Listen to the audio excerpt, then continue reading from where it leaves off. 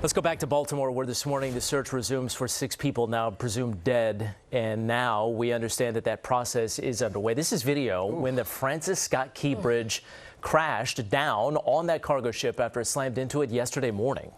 The moment of impact, the ensuing destruction, to follow all that was caught on video, this video that many of you have seen. And now what we know has become a recovery effort just makes this all the more grim, Sam. Yeah, because when you go from rescue to recovery, you're assuming that those people cannot be rescued, that the bodies have to be recovered. And now at 10, we've learned that the NTSB investigators boarded the dolly overnight. Now, ABC's Perry Russom joins us live from Baltimore. Perry, let's start with the state of recovery mission for the 6 people at this hour.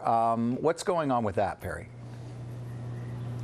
Hey, Sam, we just spoke with the governor of Maryland here, and he tells us that the divers are in the water right now trying to recover the 6 people who have been missing since yesterday in this frigid water here in Baltimore. The governor tells us that the water is murky. It's difficult to see in front of the divers. The current is strong. The water is cold, and they're also trying to maneuver around incredibly sharp metal. I mean, this is such a dangerous situation that yesterday the Coast Guard took their divers out of the water, saying it just wasn't safe. Perry, Charlene here.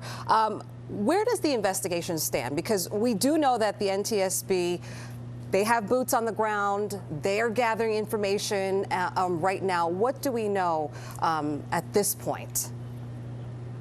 So it seems like the focus for the investigators today, Charlene, is to get onto this cargo ship.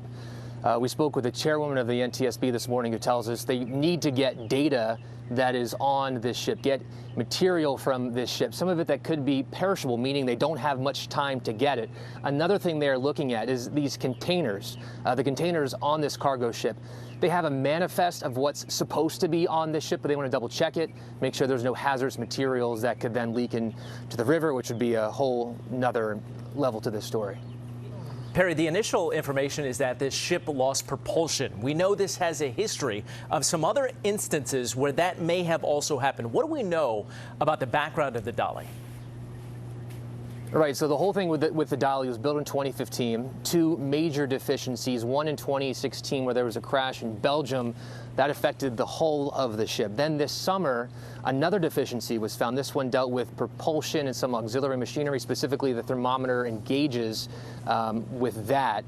Then there was another inspection that was done after that where everything seemed to be fine, but those 2 major deficiencies are something that the NTSB tells us they're going to be looking closely at to try and see if there's any correlation between what happened in 2016 as well as this summer and what happened yesterday. But again, this is way too early, the chairwoman tells us, from the NTSB to make any conclusions.